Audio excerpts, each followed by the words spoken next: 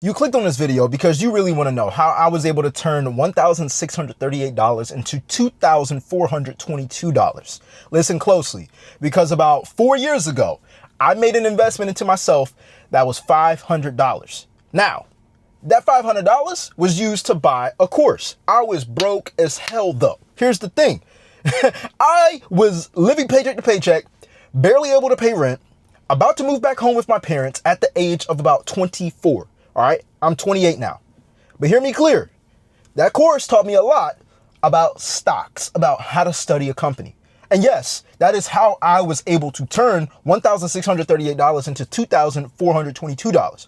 But here are the 5 things that I did in order for me to capitalize on the money that started making me more money, and it's still making me money. All right. Number 1, I researched the companies I already knew. Too many people overcomplicate the stock market. Okay. I was taught in that course to focus on the companies that you're already interested in. So for me, Apple, because I'm a nerd at heart. I work in IT. I love watching the release of the new iPhone and the new MacBooks. All right. If you're a huge Apple fan, let me know in the comment section down below. Say Apple. Okay. Tesla. A lot of people hate Tesla because of Elon Musk. Guess what? I love Tesla because it's a computer on wheels. I'm sitting in a Tesla right now. I've done so much research on it without me even thinking about the stock, that why wouldn't I invest in a company that I already love with their products, right? By the way, if you guys are interested with learning stocks and following me on my journey with stocks, then go ahead and join the Cashflow Creators Club. Link is in the description down below. Okay. Number 2 is I wrote out my benchmarks. Here is a clear indicator that you don't know what you're investing into. You go on social media and you listen to someone talk about how a stock is now blowing up. You don't have any boundaries. You don't have any guardrails. You need to think of stocks, investing into stocks, putting your money into stocks like bowling. When you go bowling and you're not good at bowling, or you're just a beginner, then you can put up those little rails so you can at least hit 1 pin, right? So you can at least get some on the board, right? Because 1 is better than 0. All right. So I wrote out my benchmarks that course had taught me. Okay, it taught me how to look at the numbers, not be some guru with all these charts, but literally the companies I was already interested in because I was already obsessed with their products and services, and looking at certain numbers. Okay, how much growth did they have over the past 5 years? All right, how much growth did they have when the news tried to put out negative news about them? How much did it dip? All right, when to buy from that company, what they're evolving themselves into as we get into AI, or how they're adjusting their strategy for what's going on economically in this society. All right, it's not complicated. It's literally like, okay, if this number is 4, then I'm not going to buy it. If this number is any higher than 5, then I'll be interested in buying it, because that's a good indicator that this stock is going to continue to do well. All right, does that make sense? If it's making sense so far, say makes sense in the comment section down below. All right. And I'm going to go more in depth with how I look at my stocks and how I'm expanding my portfolio and helping my money make money more in the Cashflow Creators Club. You guys are going to get more exclusive content on that. All right. Number 3, I bought 1 stock at a time. All right. I got friends that tell me all the time, bro, I wouldn't spend $200 on the stock. That's crazy. I'm like, so what do you use and invest your money on? And they'll say things like penny stocks, or spending 43 cents or $4 or $3, $30. And I'm like, okay, is there any other reason why you're investing into this stock besides just being cheap? And they're like, well, I mean, it sounds pretty interesting. It sounds like they're no. I'm not invested into stocks because they're cheap. I'm invested into stocks because I want to protect my money. Let me be clear. That is how the wealthy think. They don't look at money as something to spend. They look at money as something to make more money with, protect their wealth, and then they buy their luxuries. Okay.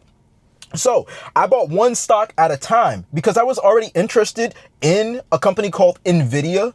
Okay. NVIDIA makes computer chips. They just now started making laptops. All right. They're heavy into AI. All right. But I bought 1 stock at a time because at the time the stock was like $140. And I was like, bro, $140 for 1 stock sounds insane. But if you think that's insane, you should actually look at the bigger companies, like, for example, Tesla, or not even bigger companies, but more expensive companies like Tesla or Costco. Like, those stocks are up close to like, or at least Costco is like up to, I believe, like $1,000, bro. That's a good chunk of money. You know what I'm saying? Like, I didn't have it at that time. You know what I'm saying? So here's what I did, which leads me to number 4. I got a side hustle to accelerate my investments. That's right. A lot of the times we work a 9 to 5 and you hear $1,000 into a stock, or, oh my God, how did you invest $2,000 into a stock? You can't even save any money. You got to get extra income in. This is why I'm so passionate about monetizing my YouTube channels. All right. Because I already have one. All right. And I'm about to make a video on that, by the way. But believe me, the channel is monetized. If you know, you know. Okay. So anyways, YouTube got monetized on YouTube. I was doing a little bit of DoorDash. I was cutting yards around my parents' neighborhood because I moved back home because I couldn't afford rent. All right. So I decreased my living expenses and I increased the money that I was investing into the stock market. Okay. And cutting grass was earning me an extra $800 a month, bro. So I got that money and I put it into the stock market. I didn't go and blow it. I didn't go and have fun with it. I lived off my 9 to 5 income and I put the extra income right into stocks. And so right now my stock portfolio is probably around $6,000 and I'm about to invest and diversify my portfolio. But more on that later. If you guys do want behind the scenes content and strategies that I am learning actively to grow my portfolio, then definitely join the Cash Flow Creators Club. All right, number 5, I let the stock ride.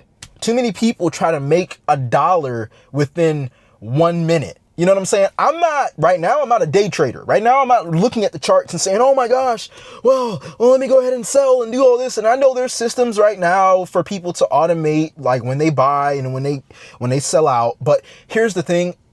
I do too many things right now in order for me to like master charts. I'm mastering long form investing. Long form investing to me means that you hold a stock for over a year. All right. Now that might sound like a lot of time for you people because it's like, well, why can't I just cash out every month, bro? Here's the thing.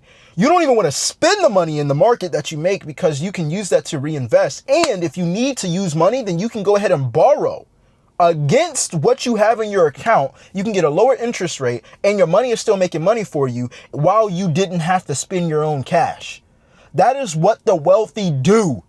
Okay. They don't make money in the stock market, pull it out and just say, oh yeah, I'm going to buy this new car. All right. No, they'll have the money sit there as an asset because it is an asset. And then they'll go in and ask the banks, hey, I got $500,000 into my stock portfolio. So can I borrow $100,000? And the banks might say, well, you got $500,000 working for you right now, paying you some money. All right, great. Here's $100,000. You get the $100,000 and you use that to buy something, right? Most of the time it's going to be another asset, not a car that's a liability. But let's just say you bought a car.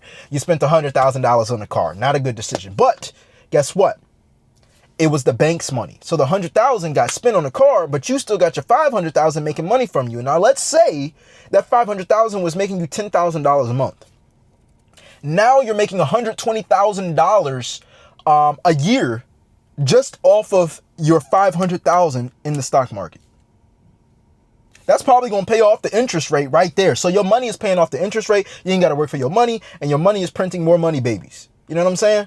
It's not complicated. It's very simple, but too many people try to overcomplicate it by learning charts and learning all these things all at one time. I'm learning one principle at a time. Now I know how to study a company I'm already interested in. I'm going to have my 10 stocks that I'm invested in, all right, that I'm studying, and I'm going to make power plays. I'm going to make power moves. But anyways, those are the 5 things that I did in order for me to turn $1,638 into $2,422 in the stock market. Again, if you guys are interested with learning my strategies as I'm growing my portfolio, then definitely join the Cash Flow Creators Club. Link is in the description down below. I'll see you guys on the next video, all right? I'm out. Let's get it.